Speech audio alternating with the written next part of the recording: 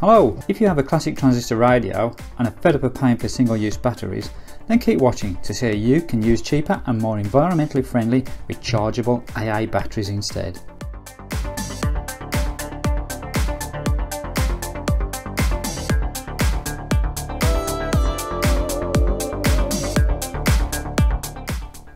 Hi everyone and welcome. If you're like me, you're into your classic 60s and 70s transistor radios such as this Roberts RIC 2, you'll be aware of the fact that majority of them utilise 9V PP9 batteries. Two problems with these is one, they are getting rather expensive now, and two, they're not very good for the environment because once they've used up, that's it, you've got to throw them away. I do know you can get rechargeable versions of these when they do turn up, but to be honest, they're very expensive. They're around about £50 last time I saw it checked. But nevertheless, it'd be nice if you could utilise rechargeable batteries to power up your classic transistor radios. Now, those of you who are into repairing and restoring transistor radios, what I'm about to say, you're probably going to think, oh crikey, we do this all the time. But there may be people out there, perhaps have inherited a radio or just sort of bought one off eBay, something a bit of sort of retro to put in your kitchen, and you want to find a way of powering without going to the expense of these, then this may prove useful. So what do we do? Well, what we use is rechargeable 1.2V batteries such as these. Now, to get close to 9V, what we have to use is 7 of these, and that'll give you around about 8.6V, and that's enough to power up normal 9V sort of radios. And the way we do this, we utilise an 8-way battery holder, but what we do, we actually put in a wire link on the 8th position just to short that out, and then to get to the relevant PP9 clips, what we do is a PP9 clip here, so as you can see, and then we join it together with a PP3 battery holder. Now these items, majority of them you can get from places like RS or Farnell, or even I think AliExpress as well. The one you might struggle a little bit is PP9 clips, but I found them in the past from Rapid Electronics, and if you use order code 18-0100, hopefully that's still valid, you should be able to find them. So first thing we need to do is put our little wire link in. Now with these, the actual crown wall plating that you utilise for these springs and the connections, they are a little bit difficult to solder to. So what I've actually done, I've just filed a little area away on just both sections just to make it a little easier for the solder to grip as per the file I've got there. So without further ado, let's make our connection. So what I've done is just got a short piece of wire, just strip the ends off, and we're now just going to tin the ends before we actually solder it in place. So let's get our solder, get our iron, just see if we can solder that one up. That's the first one, and that's our second one. This thing is shaking, it's because it's bloody freezing. I'm in my garage on a January's day and it is absolutely freezing cold outside, so forgive me if you see that. But nevertheless, let's crack on. So what we need to do is connect it to that spring there. So I'm just going to simply bend our exposed conductors, make a little hook just to make it easier to locate. Hopefully you can see this because I'm trying to do this by looking through the camera screen at the same time. There you go. Just going to pinch that together if I can with the pliers best as we can, and then whoops, let's see if we can solder it. Let's just put a bit of heat on it first just to hold it in place, and let's see if we can put a bit more solder on to make a decent joint. So it may work, it may not. Sometimes these are a bit fickle. No, let's try again.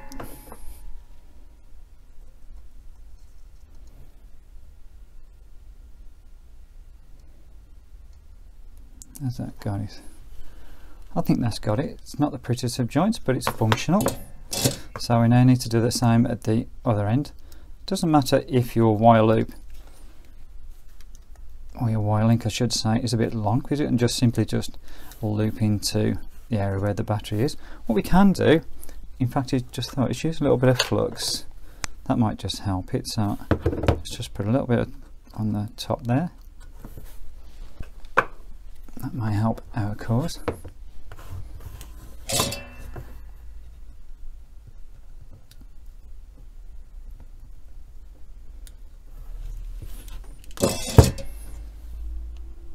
we go, that's a decent sort of joint. So there we go, that's our link. So if we put our 7 batteries in there, that'll give us around about our 8.6 volts. So the next thing we've got to do is to make our adapters.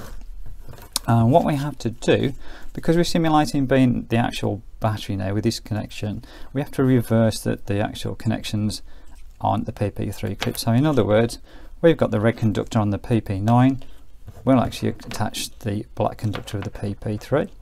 So I'm just going to twist those together. Keep moving out of shot, don't I? Let's do that first. A little bit of solder.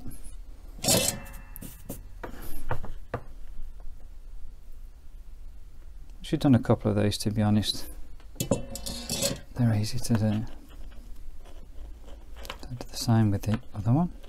Okay, and just twist those conductors together first. It says confidently.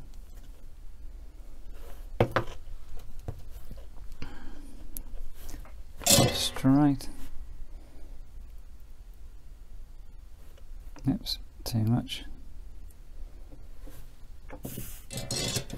And there we go. So hopefully you can see there we've got 2 lots of conductors. So as I say, from the PP9 we go from the red to the black on the PP3, and then vice versa. What we do just to strengthen those joints up, to simply just use a little bit of heat shrink, as we've got there. I'll just cut the pieces off. I'm just going to pop these over the ends just to secure the joint, and it also insulates them at the same time. So we'll just use the barrel of soldering iron on this, and just be careful of your fingers.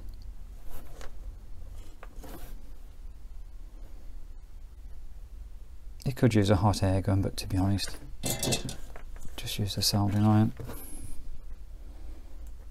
Move that out the way.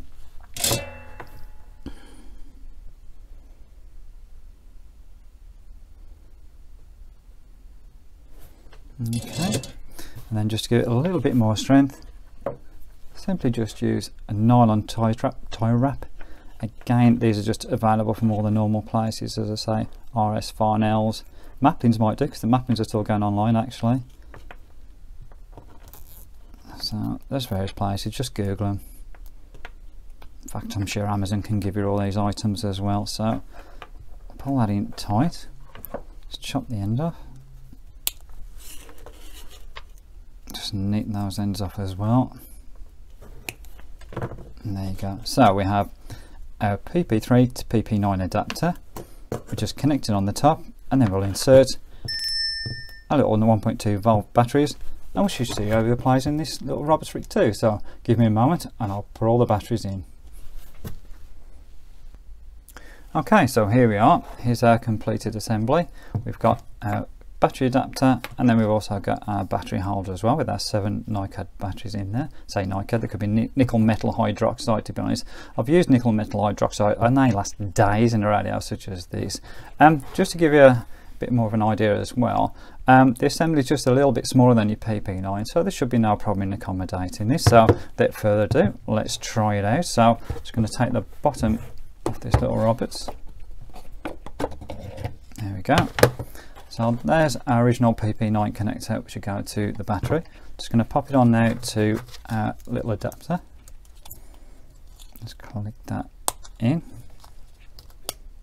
There we go. And then just going to put our little PP3 clip onto there. Just pop that all back in. I'll leave the bottom up just for now and see how she goes. Cambridge United. Here is Lancaster coming through again, just stopped by Manquillo on the covering run, the fullback. And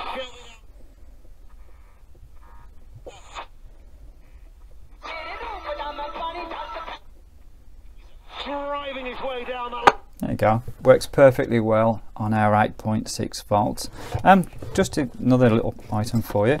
If you simply just wanted to test our radio that you got and you didn't want to go to the bother of all assembling this lot, you could just use a little PP3 battery, because it's the same connections. Pop it in.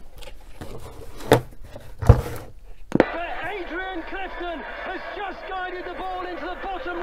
And that works just as well.